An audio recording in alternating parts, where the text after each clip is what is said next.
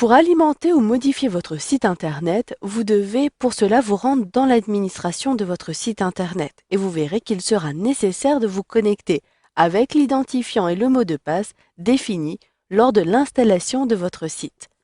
Vous verrez ensuite comment bien naviguer à travers l'interface de cette administration. Donc ici, je suis en front-end. Cela signifie que je suis sur le site Internet que j'ai créé. Si je veux me rendre dans le back-end, dans le back-office de mon site Internet, il me suffit, depuis la barre d'adresse, de saisir à la suite de mon nom de domaine, donc demo-information.com, / directement administrateur. D'ailleurs, vous le voyez, j'ai une suggestion puisque j'ai déjà accédé à mon administration. Cela est très simple. Pour n'importe quel administrateur de votre site Internet, il devra saisir / administrateur, et ce, si vous êtes ici en modification en ligne. Puis, vous accédez au formulaire de connexion. Saisissez l'identifiant que vous avez défini lors de votre installation et le mot de passe. Vous pouvez éventuellement choisir la langue par défaut à afficher. Je choisis la langue par défaut de mon site, puis je sélectionne Connexion. Il vous sera demandé régulièrement de saisir votre identifiant et votre mot de passe, surtout si vous avez eu une longue période d'inactivité. Donc ici, je suis directement sur le panneau d'administration de mon site. Ce panneau d'administration me permet d'avoir plusieurs contenus. Vous verrez que vous allez avoir toujours en vue les différents menus qui apparaissent tout en haut. Cette icône vous permet d'accéder rapidement au panneau d'administration que nous découvrirons en fin de module de formation et vous avez ici les différents menus, donc les menus qui vous permettent de configurer le comportement de votre site Internet. La première catégorie vous permet d'accéder aux informations liées au système que vous utilisez. Vous pourrez retrouver votre panneau d'administration. Il revient au même de sélectionner le logo en haut à gauche. Vous pourrez aller plus loin dans la configuration et même connaître les informations qui concernent votre système, le numéro de version de Joomla, etc.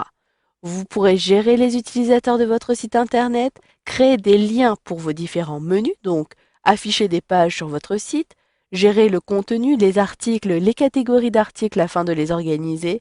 Et là, il s'agit d'extensions. Les extensions permettent d'ajouter des fonctionnalités supplémentaires, de proposer des langues, et les composants, ce sont des extensions particulières qui vous proposent notamment de gérer des liens web, de proposer la recherche, etc.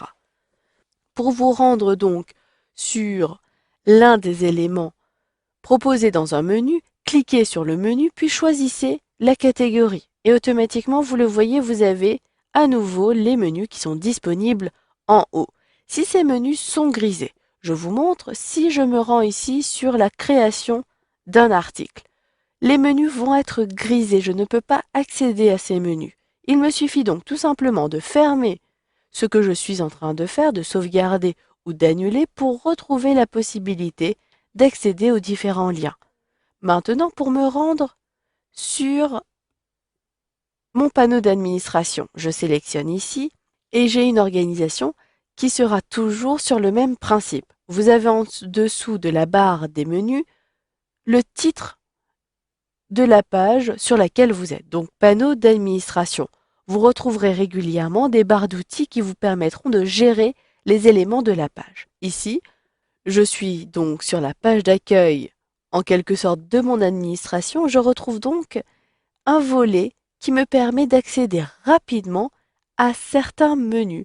Il s'agit donc de raccourcis qui vous permettront rapidement de créer un article, de gérer vos articles, d'accéder plutôt à la structure des menus que vous avez définis, la gestion des utilisateurs. Vous pourrez notamment savoir s'il existe une mise à jour de votre site pour le numéro de version de Joomla par exemple, et là les mises à jour de vos différents modules.